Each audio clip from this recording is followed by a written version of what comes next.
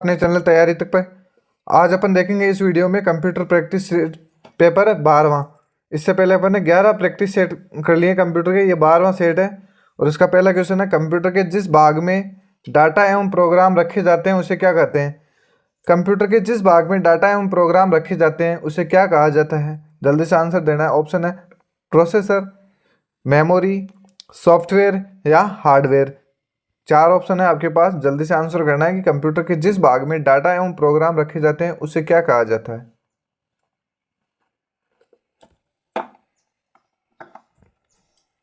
तो इसका सही उत्तर हो जाएगा ऑप्शन है 2, उसे मेमोरी कहा जाता है। फिर अगला क्वेश्चन है, जब कोई कंप्यूटर क्रमादेश लागू करता है, जब कोई कंप्यूटर कोई क्रमादेश लागू करता है तो वह क्रमादेश कहाँ पर अटक जाता है। क्वेश्चन को अच्छे से पढ़ लेना एक बार। जब कोई कंप्यूटर कोई क्रमादेश लागू करता है तो वह क्रमादेश कहाँ पर अटक जाता है। ऑप्शन है रैम पर, रोम, हार्ड डिस्क या फ्लॉपी डिस्क। जल्दी से आंसर करना है। जब कोई कंप्यूटर कोई क्रमादेश लागू करता है तो वह क्रमादेश कहाँ पर अटक जाता है। ऑप्शन है रैम पर, रोम पर, हार्ड डिस्क पर या फ्लॉपी डिस्क पर। तो इसका सही उत्तर हो जाएगा ऑप्शन है 1, यानी जब कोई कंप्यूटर क्रमादेश लागू करता है तो वह क्रमादेश रैम पर अटक जाता है। अगला क्वेश्चन है, माइक्रोसॉफ्ट वर्ड माइक्रोसॉफ्ट द्वारा विकसित वर्ड प्रोसेसर है एमएस वर्ड में वर्तनी की जांच की सुविधा किस टैब के अंतर्गत होती है। बहुत ही अच्छा क्वेश्चन है। माइक्रोसॉफ्ट द्वारा विकसित वर्ड प्रोसेसर है एमएस वर्ड में वर्तनी की जांच की सुविधा किस टैब के अंतर्गत होती है। तो बताओ। ऑप्शन है फाइल टैब में, होम टैब में, रिव्यू टैब में या रेफरेंस टैब में। जल्दी से बताना है कि एमएस वर्ड में वर्तनी की जांच की सुविधा किस टैब में होती है। 4 ऑप्शन है, जल्दी से बताना है कि एमएस वर्ड में वर्तनी की जांच की सुविधा किस टैब में होती है। तो ये होती है रेफरेंस टैब में। तो ऑप्शन 4 इसका सही उत्तर हो जाएगा।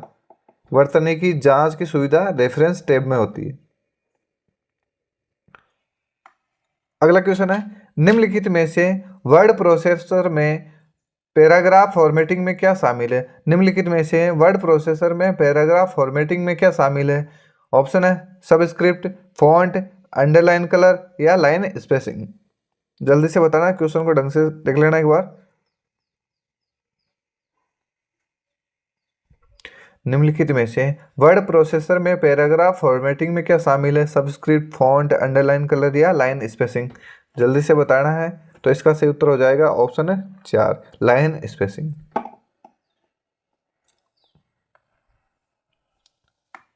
अगला क्वेश्चन है, निम्नलिखित में से कौन सा विकल्प एमएस वर्ड 2016 में मेनू में नहीं होता है। कौन सा विकल्प एमएस वर्ड वर्जन 2016 में मेनू में नहीं होता है। बताना है इंसर्ट, रेफरेंस, फॉर्मूलाज या होम। जल्दी से बताना है, एमएस वर्ड 2016 में मेनू में नहीं होता है, कौन सा नहीं होता भाई। जल्दी से बताना है, इंसर्ट, रेफरेंस, फॉर्मूलाज या होम। बहुत ही अच्छा क्वेश्चन है, लॉजिकल क्वेश्चन है। अब आप देख लो, ऑप्शन में इसका आंसर छुपा है। वैसे आंसर ऑप्शन में ही है, लेकिन ऑप्शन को थोड़ा सा देखते पता चल जाएगा।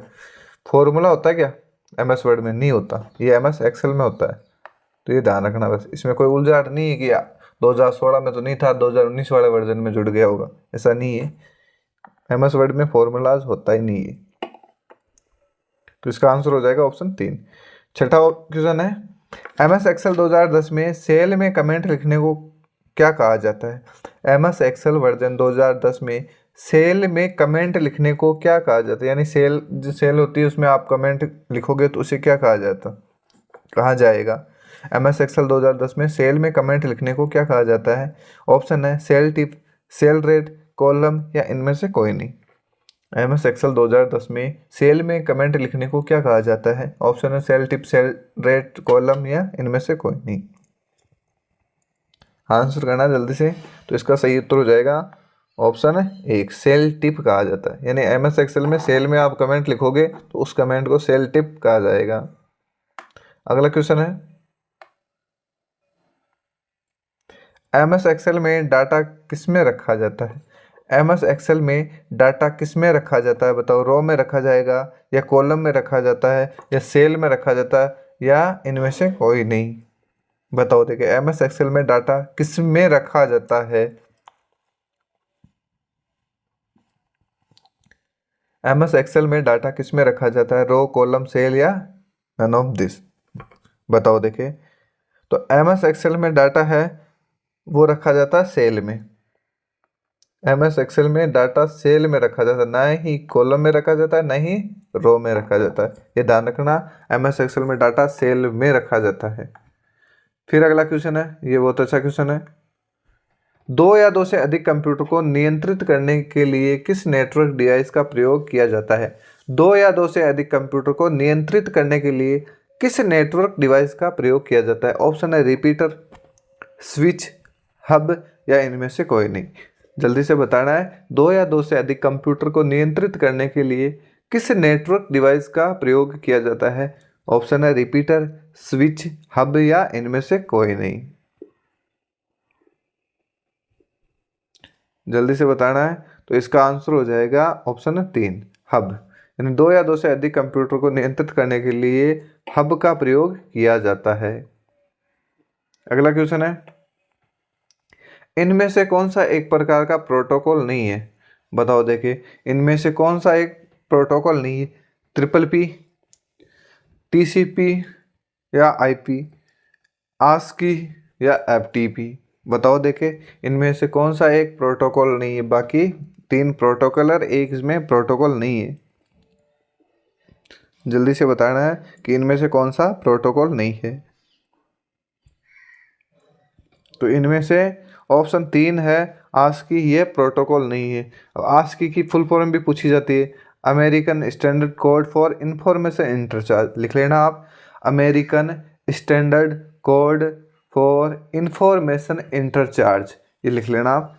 और FTP का पता ही है, यानी कि ये ऑप्शन 3 यानी ASCII एक प्रकार का प्रोटोकॉल नहीं है और ASCII की फुल फॉर्म पूछी जाती है।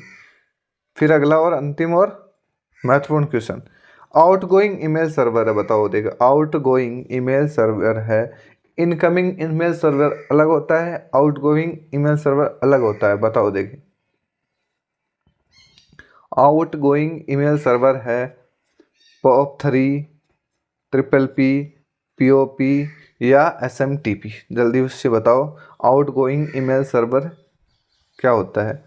और इसका ये होता है ऑप्शन 4 से हो जाएगा, इसके नाम में ही आंसर छुपा है, simple mail transfer protocol. SMTP की फुल फॉर्म भी पूछी जाती है, POP, पोस्ट ऑफिस प्रोटोकॉल। ये भी ध्यान रखना, पोस्ट ऑफिस का नाम आते ही आप सोच लोगे कि पोस्ट में डाल दो, पोस्ट ऑफिस में डालते ही डाक चली जाएगी। तो इसमें आप इन दोनों में आपके कन्फ्यूज़न हो सकती है, लेकिन ये ध्यान रखना आउटगोइंग ईमेल सर्वर केवल SMTP है। और SMTP की फुल फॉर्म भी पूछी जाती है, simple mail transfer protocol. Video अच्छा लगे तो लाइक तो ज़रूर करना। तो मिलते हैं अगले वीडियो में।